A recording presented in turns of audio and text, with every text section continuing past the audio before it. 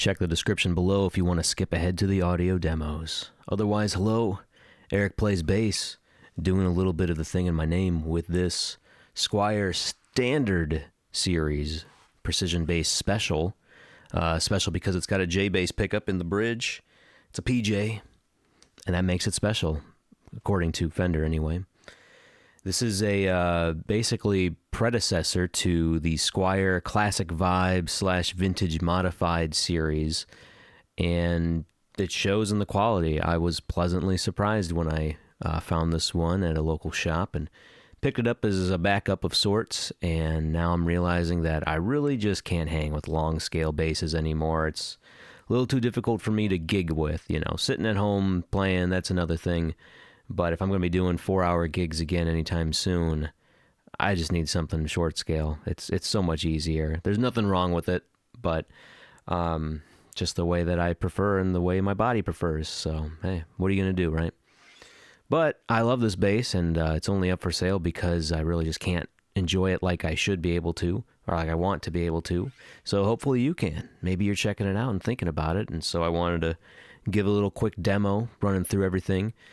Spec-wise, I don't really think it needs much introduction. It's a P-bass. It does have the jazz style kind of, I think it's got a P-bass nut width. It does feel wider than a jazz bass nut width to me, at least to my recollection of a jazz bass. But the neck is more like slim like a jazz bass.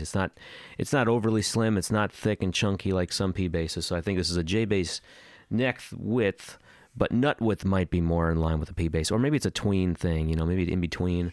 Not sure. It's comfortable though. It is comfortable, getting around on the width size. And getting around in general is very easy. This thing plays wonderfully good. I did a full setup to it. Got the action very nice and low, very minimal buzzing, and the ability to go fast is there. So standard hardware. It's got the stock tuners, the stock pickups. The guts though, the jack is a Switchcraft jack, and I had the pots also replaced and upgraded to CTS pots, so electronics are functioning as best they possibly can. If I were going to keep it, the things I might consider would be noiseless pickups, because, it does hum in every position. That's not the P position because of the single coil jazz bass pickup in there, but that's just me. So, single coils are single coils. They're going to hum. That's what happens, but hey, we groove on anyway. I'm just going to do a little quick demo of everything, give you a rundown of what I'm plugged into. As usual, I am plugged into my Origin BassRig Super Vintage, which is just an SVT shrunken down into a box. It sounds and behaves identically to those in my experience. And the only other pedal that's on in my chain is my Empress Bass compressor. It's pretty much always on when I'm playing bass anyway. Though I do have the mid-boost color switch engaged because SVTs can be a little scooped, and I don't want to boost the mid-range with this bass that the BassRig boosts in the mid-range. So my settings are, I'm cutting the 220 hertz range a little bit, just about 930, and then the bass is at noon, and the treble's gassed up to 132-ish, and just the otherwise standard positions, and the gain is up to 10. So just to give maybe a teensy bit of grit in there, but really not much because, these aren't really hot pickups. So, but yeah, here's a little rundown. I'm just going to go through up and down the neck, show you that it sounds good. Every fret's working fine, no dead spots, and let's do it.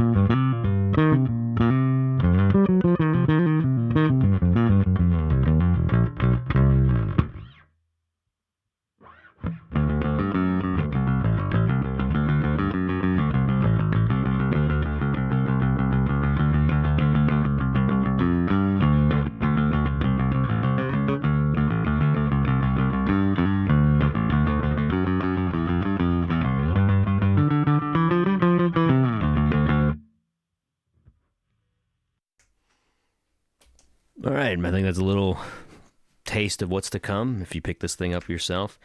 It's a PJ. There's no surprises. The only surprise is for how affordable this thing is. It plays great and sounds great. You could definitely, mod it a little further, maybe throw that EMG like geezer set in here, though, I already got you a head start by upgrading the pots and the jack, so maybe throw in some Aguilars, or Reverend makes a great set of PJ pickups you could try. So a lot of options out there if you want to hot rod it even further. Dive wise, it's a little neck heavy like a Fender usually is, like a little bit, not like divey, but balance is fine. I got a heavy strap, padded strap, so it's not that bad, but it is there, like most Fender basses. So be warned of that, I suppose. But yeah, I don't think there's just anything else to talk about. I mean, it's standard bridge. Everything works great. Just the truss rod. The electronics now are perfectly fine. Where is photoed in the listing. The weird dark spot, I guess, at the first fret. I kind of want to talk about that, I guess. I don't know why it's so dark at the first fret. Doesn't really make sense. Gives it some neat character, though. Unique character. And also, yeah, this is Shoreline Gold. This is a not a so commonly found finish on these models. Usually it's black or sunburst, I think. And so this Shoreline kind of champagne sparkle. Really dig that. Very nice. If I could hang with this bass, it matches my Reverend Jetstream that I prefer very well. That'd be a good combo, but if only I could shrink this down. I need a shrinking ray. If you know someone with a shrink ray that works, hit me up. Shrink this down to a short scale and then I keep it. All right, folks. Thank you very much. Take it easy out there.